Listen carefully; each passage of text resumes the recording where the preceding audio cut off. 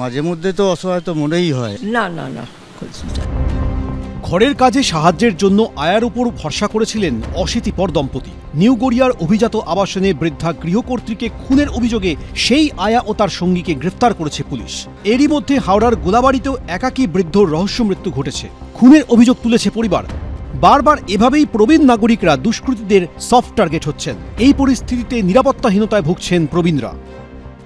মাঝে মধ্যে তো অসহায় তো মনেই হয়, যা বয়স যখন তখন কিছু হয়ে যেতে পারে, কে দেখবে। যারা আমাদের মতো এজেড তাদেরকে যদি খোঁজ খবর পুলিশ থেকে করা হয় তাহলে তো খুবই ভালো, তারা নিশ্চিন্ত বোধ করবে। একা থাকিয়ে অসুবিধা হয়, ঠিক কথাই, কিন্তু করে সবাই থাকে, সবাই আসে, রিল্যাক্স বলে মনে হয়, কিন্তু এখন যা অবস্থা সেই রিল্যাক্সের মধ্যে নেই এই মুহূর্তে। এরকম প্রবীণদের কথা ভেবেই 2009 সালে প্রণাম প্রকল্প চালু করে কলকাতা পুলিশ, যেখানে প্রকল্পের সদস্যরা বিনামূল্যে অ্যাম্বুলেন্স পরিষেবা, পুলিশি সহায়তায় হাসপাতালে ভর্তি, ওষুধ সরবরাহ, এমনকি পুজোর সময় ঠাকুর দেখা সহ নানা সুযোগ সুবিধা পান। এই প্রকল্পের আওতায় প্রায় 28,000 সদস্য আছেন। প্রতি সপ্তাহে প্রণামের সদস্য একাকী বৃদ্ধ বৃদ্ধাদের খোঁজ খবরও রাখে সংশ্লিষ্ট থানার পুলিশ। থানা ছাড়াও প্রণাম প্রকল্পের জন্য প্রায় 70 জনের আলাদা টিম রয়েছে। সেখানে রয়েছেন ইন্সপেক্টর পদমর্যাদার অফিসারও। আমার দিদির ছেলে বলেছে তোমাকে প্রোগ্রামের সদস্য করে দেবো, ওরা তুমি ডাকলেই ওরা এসে যাবে, তুমি বললেই ওরা এসে যাবে। ভাই আমার চষে মারা গেছে, তারপর ও আমাকে বলছে তুমি টাকা থাকো, তোমাকে তাহলে এইসব ব্যবস্থা করে দেবো। কিন্তু এত সতর্কতার পরও নিউ গড়িয়ার আবাসনে নৃশংস হত্যাকাণ্ড ঘটে গেছে। দেখো, টেনেন্টস প্রোফাইল আগেও ছিল, খুবই এফেক্টিভ, কিন্তু আমরা তো শুরু করি শেষ করি না। ইনফ্রাস্ট্রাকচারটাকে তৈরি করতে হবে, তারপরে জিনিসটা হবে। পুলিশ এবং সামরিক বাহিনী, আধা সামরিক বাহিনীর কাজটা একটা আলাদা ডেডিকেশন দরকার।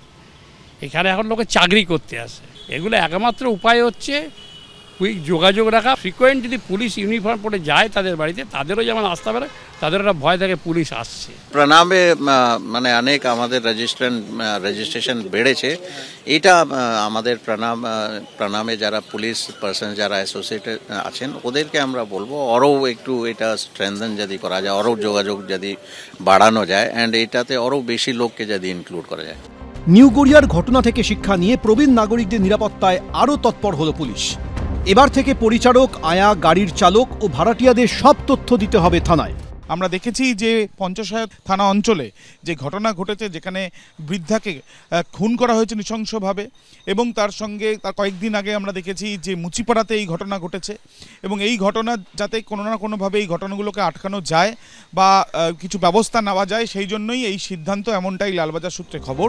কলকাতার পুলিশ কমিশনারের নির্দেশে লালবাজারের তরফে থানায় থানায় পাঠানো হচ্ছে বিশেষ ফর্ম। বাড়ির পরিচারক, পরিচারিকা, আয়া ও গাড়ির চালকদের সব তথ্য সেই ফর্মে পূরণ করে জমা দিতে হবে। বাড়ি বা ফ্ল্যাট ভাড়া দিলে ভাড়াটিয়ার তথ্যও দিতে হবে পুলিশকে। আবির দত্ত, এবিপি আনন্দ, কলকাতা।